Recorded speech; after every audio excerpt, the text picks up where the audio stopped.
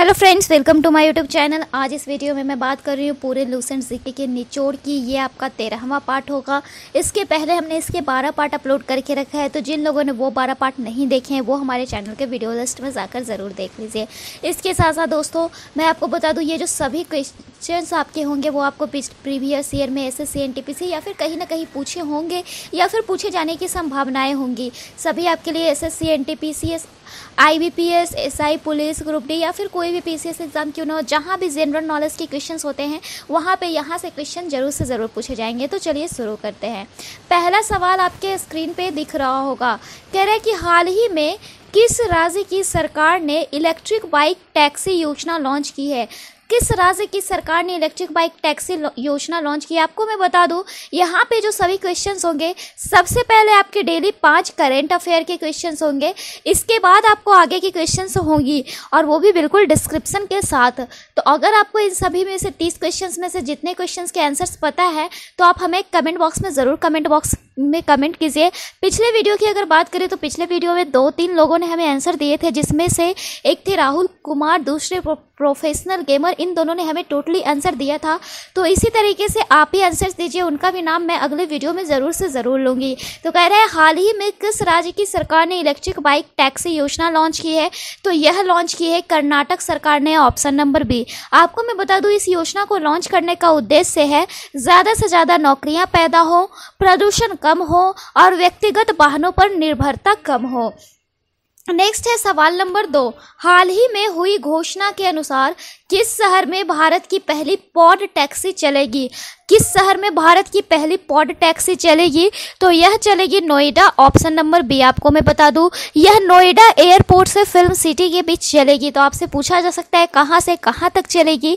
तो नोएडा एयरपोर्ट से लेकर फिल्म सिटी के बीच चलेगी। आपको मैं बता दूं, नोएडा एयरपोर्ट से लेकर फिल्म सिटी के बीच की दूरी 5.5 किलोमीटर है और उतने दूरी तक यह पॉड टैक्सी चलेगी। नेक्स्ट है सवाल नंबर 3। प्रतिवर्ष विश्व अंतर्राष्ट्रीय न्याय दिवस कब मनाया जाता है। विश्व अंतर्राष्ट्रीय न्याय दिवस कब मनाते हैं। 14 जुलाई, 15 जुलाई, 17 जुलाई या 18 जुलाई। तो सही जवाब है, यह मनाया जाता है 17 जुलाई को, ऑप्शन नंबर सी। आपको मैं बता दूं, यह इसलिए मनाया जाता है क्योंकि 17 जुलाई 1988 को दुनिया के कई देशों ने अंतर्राष्ट्रीय अपराध न्यायालय की व्यवस्था के लिए एकजुट होकर समझौता किया था। इसे रोम स्टैट्यूट कहा जाता है और इसी कारण 17 जुलाई को अंतर्राष्ट्रीय न्याय दिवस मनाते हैं। सवाल नंबर 4 है, हाल ही में प्रसिद्ध व्यक्तित्व दानिश सिद्दीकी का निधन हुआ, वे कौन थे। तो वो पत्रकार थे, ऑप्शन नंबर ए। आपको मैं बता दूं, अफगानिस्तान में रॉयटर्स के फोटो पत्रकार थे, इनकी हत्या कर दी गई। ये अफगानिस्तान में मौजूदा हालात को कवर करने के लिए पिछले कुछ दिनों से वहां डटे हुए थे। अब बात यह है कि हम इनके बारे में जान क्यों रहे हैं, दानिश सिद्दीकी थे कौन। तो आपको मैं बता दूं, इन्हें साल 2018 में अपने सहयोगी अदनान आबित्री के साथ पुलित्जर पुरस्कार से सम्मानित किया गया और पुलित्जर पुरस्कार से सम्मानित होने वाले ये पहले भारतीय थे। नेक्स्ट है सवाल नंबर 5। हाल ही में हुई घोषणा के अनुसार किस शहर में भारत का पहला राष्ट्रीय डॉल्फिन अनुसंधान केंद्र बनेगा। हाल ही में जो घोषणा हुई है उसके अनुसार किस शहर में भारत का पहला राष्ट्रीय डॉल्फिन अनुसंधान केंद्र बनेगा। तो यह बनेगा पटना में। आपको मैं बता दूं, जो डॉल्फिन है वो भारत का राष्ट्रीय जल जंतु भी है और राष्ट्रीय डॉल्फिन अनुसंधान केंद्र पटना में बनने जा रहा है। तो ये थे आपके 5 करंट अफेयर के क्वेश्चन। अब बात कर लेते हैं बाकी क्वेश्चंस की। बाकी क्वेश्चंस मतलब आपके क्या हो गए, लूसेंट जीके के क्वेश्चंस। यहाँ पे आपको स्क्रीन पे क्वेश्चन दिख रहा है, ग्रीन पार्क स्टेडियम कहाँ है। बेंगलुरु में, देहरादून में, चंडीगढ़ में या कानपुर में। तो ग्रीन पार्क जो स्टेडियम है वह आपसे पूछ रहा है कि कहाँ पे है। तो यह है उत्तर प्रदेश के कानपुर में, ऑप्शन नंबर डी। नेक्स्ट अगर हम बात करते हैं सवाल नंबर 7, ब्राबोर्न स्टेडियम कहाँ स्थित है। आपसे पूछ रहा है कि ब्राबोर्न स्टेडियम कहाँ स्थित है। तो यह स्थित है मुंबई में। आपको मैं बता दूं, Brabourne stadium cricket club of India स्वामित्व वाले सबसे पुराने क्रिकेट मैदानों में से एक है। वहीं जो अगर बात करें ब्राबोर्न स्टेडियम के बारे में, तो जैसा कि हमने बोला, यह क्रिकेट का स्टेडियम है और यह क्रिकेट क्लब ऑफ इंडिया स्वामित्व का पुराना क्रिकेट मैदान है। नेक्स्ट है सवाल नंबर 8, निम्नलिखित में से भारत रत्न का सम्मान पाने वाला पहला व्यक्ति कौन थे? भारत रत्न का सम्मान पाने वाले पहले व्यक्ति कौन थे? BC Roy, S Chandrasekhar, CV Raman या फिर गोविंद बल्लभ पंत?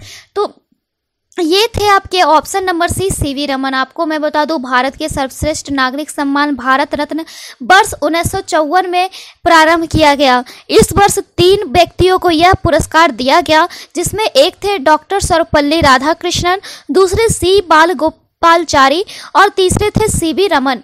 नेक्स्ट है हमारा सवाल नंबर 8, केंद्रीय गृह मंत्री के पद पर रहते हुए भारत रत्न पुरस्कार पाने वाले एकमात्र नेता कौन है?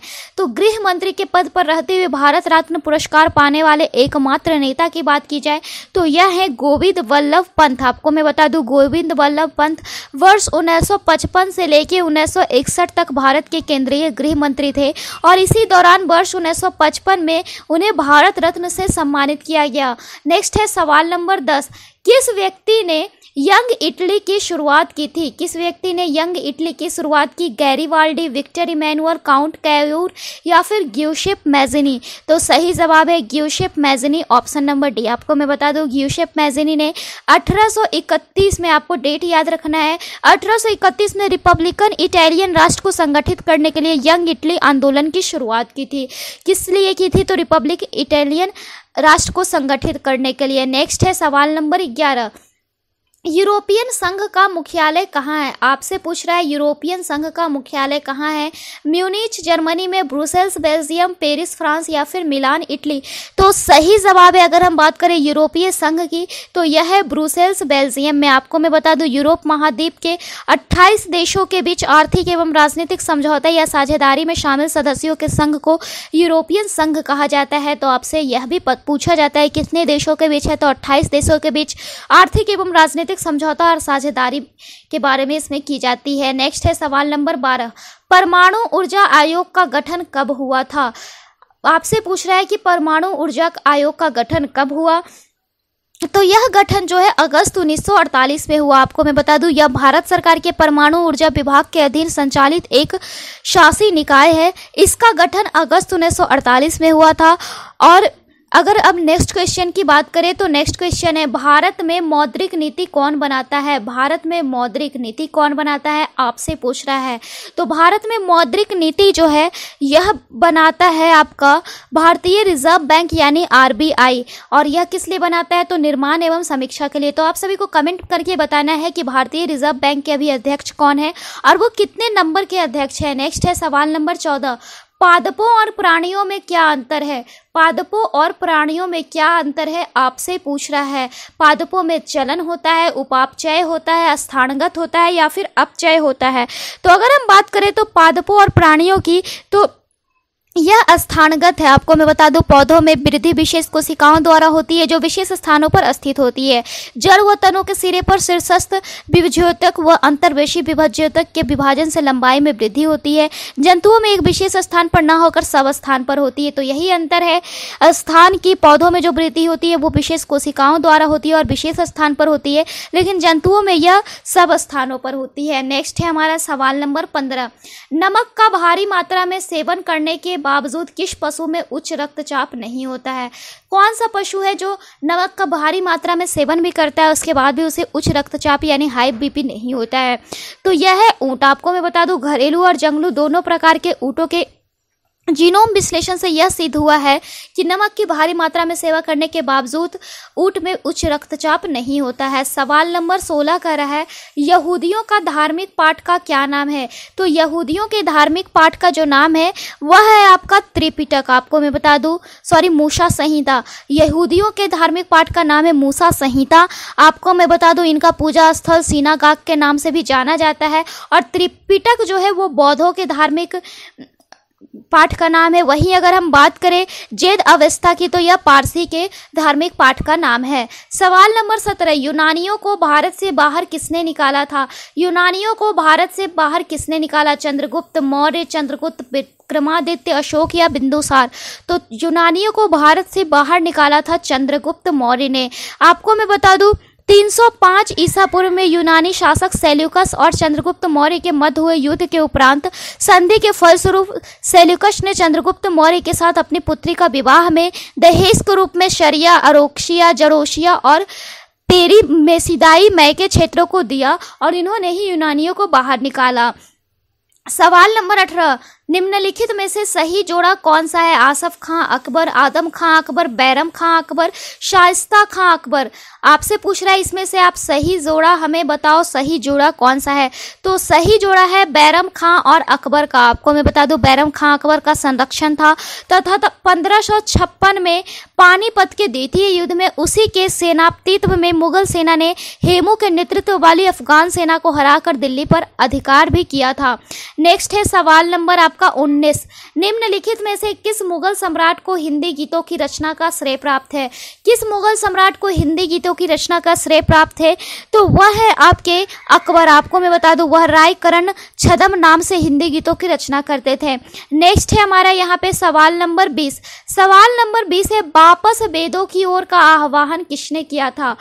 वापस वेदों की ओर लौटो का आह्वान किसने किया? स्वामी विवेकानंद ने, स्वामी दयानंद सरस्वती ने, अरविंद घोष ने, राजा राम मोहन राय ने। तो सही जवाब है वापस वेदों की ओर का आह्वान जो है वह किया था स्वामी दयानंद सरस्वती ने। ये आर्य समाज के संस्थापक थे। उन्होंने वेदों को ईश्वरीय ज्ञान मानते हुए वैदिक धर्म को पुनः शुद्ध रूप में स्थापित करने का प्रयास किया। अब बात कर लेते हैं सवाल नंबर 21, भागवत गीता का अंग्रेजी में अनुवाद करने वाला पहला यूरोपीय कौन था?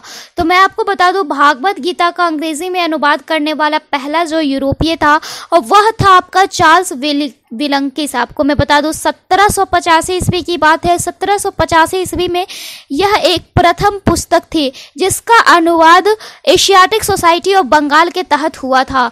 नेक्स्ट है सवाल नंबर 22। सवाल नंबर 22 कह रहा है स्वतंत्र भारत में निम्नलिखित में से कौन सी महिला किसी राज्य की पहली राज्यपाल थी? स्वतंत्र भारत में कौन सी महिला किसी राज्य की पहली राज्यपाल थी?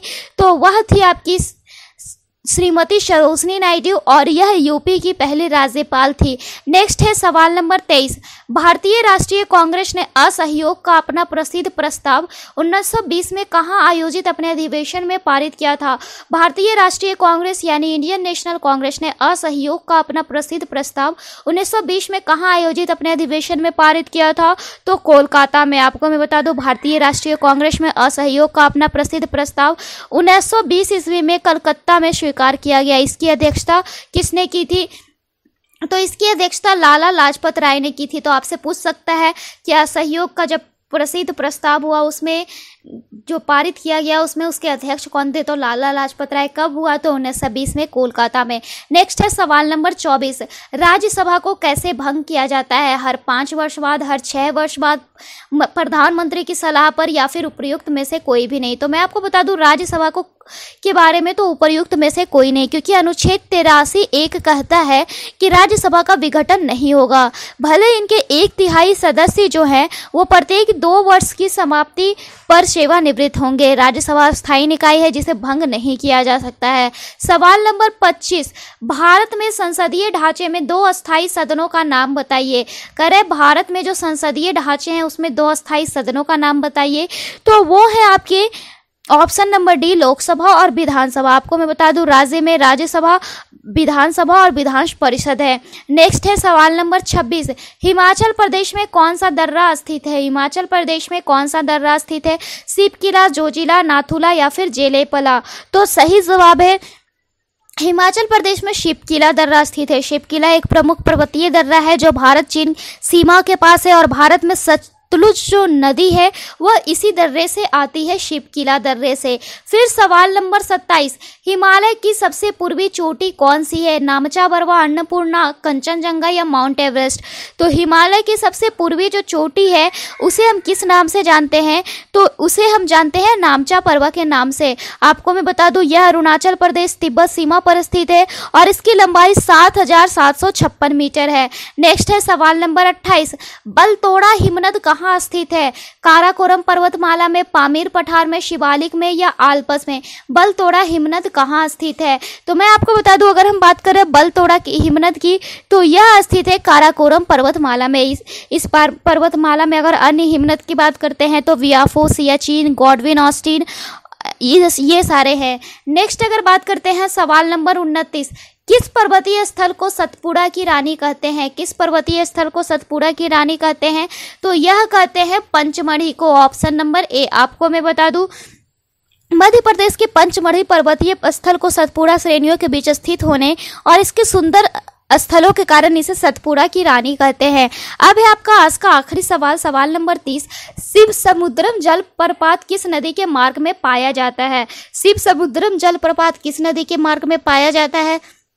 कृष्णा, गोदावरी, कावेरी या महानदी? तो सही जवाब है ऑप्शन नंबर सी, कावेरी नदी। यह कर्नाटक के मांड्या जिले में स्थित है। तो फिलहाल इस वीडियो में इतना ही। ऐसे ही वीडियोस के लिए बने रहिए हमारे चैनल के साथ। Then bye and thanks for watching this video.